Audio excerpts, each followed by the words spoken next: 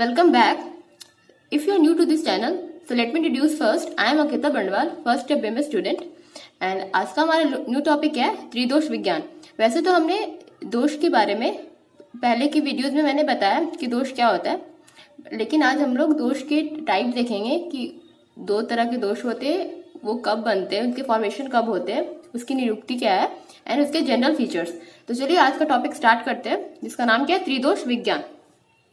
आप लोग जानते हो, मैंने पहले भी बताया कि दोष है जो structural and functional units of human body दोष होता है। ठीक है, ये पंच महाभूत से बनता है, इसीलिए dosha is a direct descendants of panch mahabhoot. We all know that there are 5 mahabhoot in which 3 are active and 2 is passive. तो हम लोग 3 को एक्टिव क्यों बोलेंगे? जैसे कि मैंने पिछले लेक्चर्स में दैट इज लोक पुरुष समान सिद्धांत में बताया था कि यूनिवर्स और ह्यूमन बॉडी के द्वारा 3 एक्टिविटीज होती है। कौन कौन से? विक्षेप, विसर्ग और आदान। तो ये तीनों एक्टिविटीज यूनिवर्स में भी होती है और ह्यूमन बॉडी में भी होती है। ह्यूमन बॉडी में वो दोष से होती है। तो जैसे देखो आप, वायु जो पंच महाभूत है उससे विक्षेप होगा, हमारे बॉडी में वात से होगा। तेज विसर्ग करता है, मतलब ब्रेकडाउन करता है, और आप और जल आदान करता है। तो इसीलिए ये तीनों एक्टिविटीज ये तीनों महाभूत के द्वारा होती है, इसीलिए इसको एक्टिव बोला गया। और पैसिव कौन से है? आकाश और पृथ्वी।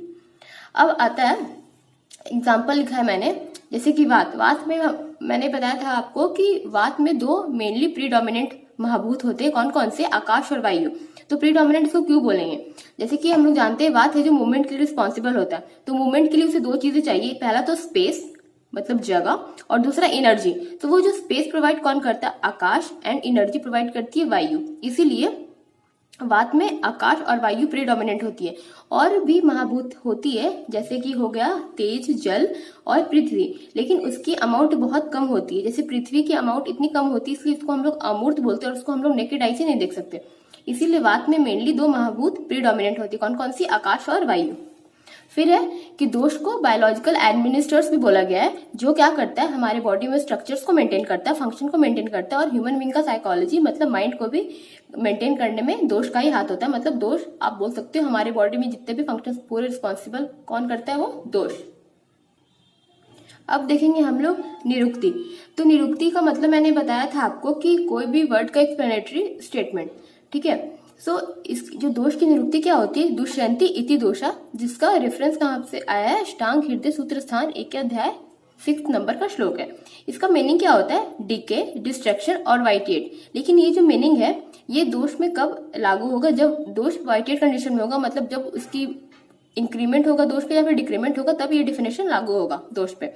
फिर दोष का जो रूट वर्ब, दोष का जो वर्ड कहाँ से आया है उसका रूट वर्ब होता है दूष। ठीक है, अब दोष हम लोग जानते हैं कि अगर वो दोष बैलेंस कंडीशन में रहेगा तो वो हमारे हेल्थ को मेंटेन करेगा, जबकि वो डिस्टर्ब में रहेगा तो उससे हमारे बॉडी में डिजीज क्रिएट होगी। ठीक है, क्यों? क्योंकि उसके अंदर जो भी क्वालिटीज है वो इम्बैलेंस हो गया।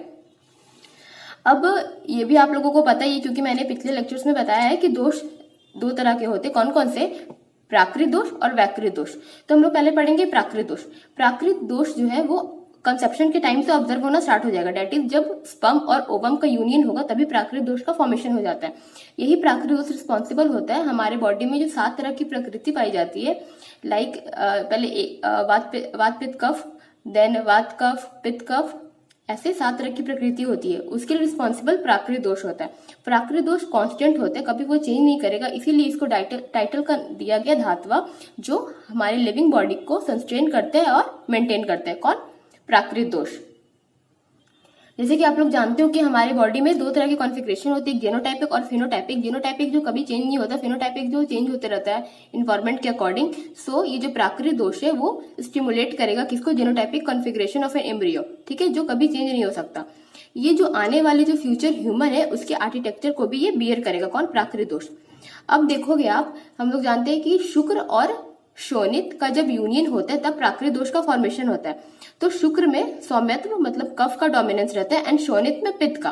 तो ये दोनों का जब यूनियन होता है तो यूनियन होने के लिए इसको अपने ओरिजिनल कंपोनेंट में होना जरूरी है। इसलिए जब ये यूनियन होगा सबसे पहले वो ओरिजिनल कंपोनेंट में ब्रेक हो जाएगा, एंड उसके बाद एक फ्रेश सेट ऑफ महाभूत बनाएगा। जैसे कि दोष में 5 महाभूत प्रेजेंट होते, बट किसी किसी में का डोमिनेंस होता है। जैसे कि आप बात का ही देख लो, जिसमें वायु और आकाश डोमिनेंट होता है, उसी तरह शुक्र और शोणित में भी कोई महाभूत डोमिनेंट होगा, बाकी पांचों महाभूत प्रेजेंट होंगे। सो वो आपस में ओरिजिनल कंपोनेंट में पहले ब्रेक होंगे एंड उसके बाद फ्रेश सेट बनाएंगे, जिसमें से फ्रेश सेट कैसे बनेगा, पहले तो वायु आकाश कंबाइन करके वात बनाएगा, पित्त बनेगा तेज से और कफ बनेगा पृथ्वी आप से। सो इस तरह से शुक्र और शोणित का कॉम्बिनेशन होके 3 दोष बनते, वात पित्त कफ, जो प्राकृत होते हैं। अब देखेंगे हम लोग वैकृत दोष। वैकृत दोष फूड से बनते हैं। फूड भी कैसे, उसके वेस्ट प्रोडक्ट्स है। जैसे कि जब आहार मतलब फूड का जब डाइजेशन होता है तो वो 2 पार्ट में ब्रेक होता है, सार और किट। सार को हम लोग अच्छा वाला पार्ट बोलते हैं और किट को हम लोग वेस्ट प्रोडक्ट बोलते हैं, ठीक है। तो वो किट से वैकृत दोष का फॉर्मेशन होता है। अब प्राकृत दोष क्या करेगा, फूड की जो डाइजेशन हो रहा है उसको कंट्रोल करेगा एंड वो डाइजेशन के बाद बनता है क्या है, वैकृत दोष, ठीक है। ये जो वैकृत दोष है ये हमारे लिविंग बॉडी में जो भी हेल्थ का जो मेंटेन होता है वो वैकृत दोष ही करता है। जब ये लिमिट में रहेगा तो वैकृत दोष ही हमारे बॉडी में हेल्थ को मेंटेन करेगा। जैसे कि मैंने बताया प्राकृत दोष जब यूनियन होता है स्पर्म ओवम का तब बनता है, लेकिन वैकृत दोष फूड से बनता है। तो फूड भी 2 मतलब फूड से बनेगा कहाँ कहाँ पे, पहला तो इंटरयूटेराइन लाइफ गर्भ में और दूसरा एक्स्ट्रायूटेराइन लाइफ मतलब बर्थ के बाद। तो जो गर्भ में वो मैटरनल ब्लड के द्वारा वैकृत दोष का फॉर्मेशन होता है। ये मैटरनल ब्लड क्या करेगा, जो फीटस है, जो एम्ब्रियो है, उसको सारे न्यूट्रिएंट्स प्रोवाइड करेगा, ठीक है। और बर्थ के बाद बेबी जो भी इंटेक करेगा, जो भी इंटेक के फूड का डाइजेशन होगा, एसिमिलेशन होगा, तब वैकृत दोष का फॉर्मेशन होता है।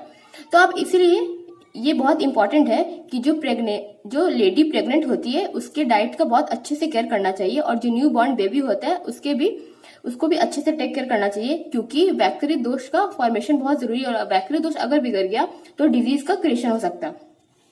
अब है जैसे कि हम लोग बोलते हैं शारीर दोष, तो शारीर दोष में दोनों आते, प्राकृत और वैकृत। आप किसी एक को नहीं बोल सकते हो कि प्राकृत दोष शारीर दोष है, नहीं, दोनों का कॉम्बो प्राकृत और वैकृत दोष को ही हम लोग शारीर दोष बोलते हैं। अब वैकृत दोष फूड से बनता है, तो ऑफ कोर्स हम लोग जब अपने डाइट को कंट्रोल करके या फिर एक फेवरेबल इन्वायरमेंट में शिफ्ट होके, जहां का हमारा बॉडी जहां पे एडेप्टेड है वहां पे शिफ्ट होके हम लोग वैकृत दोष को कंट्रोल कर सकते हैं। इसीलिए बोला जाता है कि दोष है प्राइम फैक्टर फॉर पैथोजेनेसिस, मतलब दोष ही रिस्पॉन्सिबल होता है for the creation of disease. क्यों? क्योंकि हम लोग बाहर से डाइट लेते हैं एंड जिसकी वजह से वैकृत दोष बढ़ता है या फिर घटता है। इसी वजह से दोष डिजीज के लिए मेनली रिस्पॉन्सिबल होता है। अब है कि वैकृत दोष फूड से बनता है, बट वो कब बनता है? तो मैंने आपको बताया कि जब आहार का डाइजेशन होता है तो उसमें सार किट का विभाजन होता है, मतलब सेपरेशन होता है। तो जब सेपरेशन होगा ना तभी वात का फॉर्मेशन होगा। उसी तरह जब आप कफ में देखोगे तो जब हम लोग धातु पढ़ेंगे तो वहां पर है उसका परिनमन बताया गया। तो रस धातु का जब परिनमन होता है ना तो उसमें मल का फॉर्मेशन होता है। सो रस धातु का जो मल होता है वो कफ होता है, यही कफ क्या है? वैकृत दोष है। उसी तरह आप जब पित्त में देखोगे तो पित्त में जो रक्त धातु का जो मल होता है उससे पित्त का नरिशमेंट होता है, या बोल सकते हो पित्त मतलब वैकृत दोष का फॉर्मेशन होता है। तो अभी तक आपको समझ आ गया होगा प्राकृत दोष जो यूनियन ऑफ स्पर्म और ओवम से बनता है, जबकि वैकृत दोष फूड से बनता है। इसीलिए डिजीज क्रिएट होता है, क्योंकि हम लोग बाहर से कुछ भी खा लेते हैं जिसकी वजह से डिजीज का क्रिएशन हो जाता है। इसीलिए हमें वैकृत दोष को मेंटेन रखने के लिए हमें अपने डाइट पे बहुत अच्छे से ध्यान रखना होगा। अब आता है फिजिकल और मेंटल दोष। तो फिजिकल दोष में 3 आते, वात पित्त कफ, और मेंटल दोष में 2 आते, रज और तम। अब हम लोग देखेंगे कुछ जनरल फीचर्स दोष के। तो फर्स्ट क्या है? Dosha is the functional representative of mahabhoot, क्योंकि दोष महाभूत से बना हुआ रहता है, इसीलिए dosha is the functional representative of mahabhoot. जो भी महाभूत के जो फंक्शंस होंगे वो दोष में शो होते हैं, ठीक है। फिर दोष सिंथेसाइज फ्रॉम फूड, ये फूड वाला पॉइंट बोल रहा है, ये वैकृत दोष के लिए स्पेशली, क्योंकि वैकृत दोष फूड से बनता है। देखिए अभी जो मैंने आपको बताया वहां पे अभी यहाँ पे वापस वही मेंशन है कि डाइजेशन के बाद फूड है जो सार और किट में डिवाइड होता है। तो हम लोग सार पार्ट को बोलेंगे प्रसाद भूत एंड किट पार्ट को बोलेंगे मलभूत। जो प्रसाद भूत है तो हमारे बॉडी का जितना भी इंटिटीज है वो सार पार्ट से बनता है। जैसे कौन कौन सा? रस धातु, रक्त धातु, ओजस, मांस धातु और भी एक्सेट्रा। उसी तरह मलभूत मतलब जो बॉडी इंटिटीज किट से ऑरिजिनेट होता है या फिर उससे नरिशमेंट प्रोवाइड करता है वो मलभूत है। जैसे कुछ जैसे स्वेट हो गया, यूरिन हो गया, स्टूल हो गया, वात पित्त कफ, ये वात पित्त कफ है वैकृत दोष। और फिर जो हमारे बॉडी पे जो हेयर होते हैं, हमारे हेड पे जो हेयर होते हैं, वो सबको नरिशमेंट प्रोवाइड कौन करता है या फिर न्यूट्रिशन प्रोवाइड कौन करता है? किट भाग। इसीलिए मैंने वहां पे बताया था जो वैकृत दोष है वो किट पार्ट ऑफ फूड से बनता है। कौन? वात पित्त कफ। ठीक है। फिर जो दोष है वो ऑरिजिनेटर किस होता है? किसका? प्रकृति का, जो 7 तरह की प्रकृति के लिए रिस्पॉन्सिबल होता है। फिर ये दोष है पूरी लिविंग बॉडी में सर्कुलेट करता है, इसीलिए हमें जो भी हम लोग मतलब वैक्री दोष रिस्पॉन्सिबल होता है, बनता किससे? फूड से। इसीलिए क्वांटिटी और क्वालिटी ऑफ फूड मतलब हमें देख के खाना चाहिए हम लोग क्या खा रहे हैं। जैसे कि मैं एग्जांपल लेती हूँ स्वीट का। मधुर और स्निग्ध फूड जब हम लोग लेते हैं प्रॉपर अमाउंट में तो वो कफ का नरिशमेंट प्रोवाइड करता है, लेकिन अगर यही हम लोग मधुर और स्निग्ध फूड ज्यादा ले लेंगे तो कफ का इसमें विकृति हो जाएगी, मतलब कफ दोष बढ़ जाएगा या फिर घट जाएगा, जिसकी वजह से बहुत सारे डिजीज होने के चांस रहेंगे। इसीलिए हमें कोई भी फूड आपस मतलब मेंटेन करके लेना चाहिए कि हमें हमारी बॉडी के लिए कौन सी फूड अच्छी है और कौन सी फूड अच्छी नहीं है।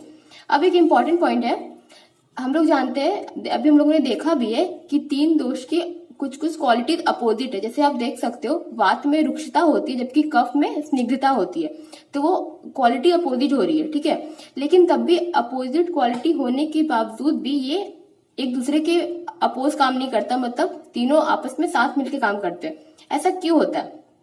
क्योंकि जब फर्टिलाइजेशन हो रहा है तो उस समय बॉडी है वो 3 दोष के लिए अडेप्ट कर जाती है। जैसे कि मैं एग्जांपल देती हूँ, पॉइजनस स्नेक है, ठीक है, तो वो जब अपने बेबी को जब वो बर्थ देगा तो जो बेबी जो हो रहा है उसमें भी पॉइजन रहेगा, लेकिन वो पॉइजन उस बेबी को नहीं मारती है। क्यों? क्योंकि उसका जो बॉडी है वो उस पॉइजन के लिए अडेप्ट हो जाता है, जिसकी वजह से उसको उस पॉइजन से कोई भी हार्म नहीं पहुंचता। उसी तरह हमारे बॉडी में भी जब ये तीनों दोष का फॉर्मेशन होता है, प्राकृत और वैकृत, तो वो तीनों दोष हमारे बॉडी के लिए बॉडी में अडेप्ट हो जाती है, जिसकी वजह से वो तीनों साथ काम करते हैं एंड इसमें कोई प्रॉब्लम क्रिएट नहीं होती है। सो आज के लिए बस इतना ही। अगले वीडियो में हम लोग गुण के बारे में बात करेंगे। सो अगर आपको वीडियोस पसंद आती है so please like, if you like this then please like, share, and if you are new to this channel then please subscribe and get latest update of upcoming videos. So that's all for today. See ya, have a good day and thank you for watching. Bye bye.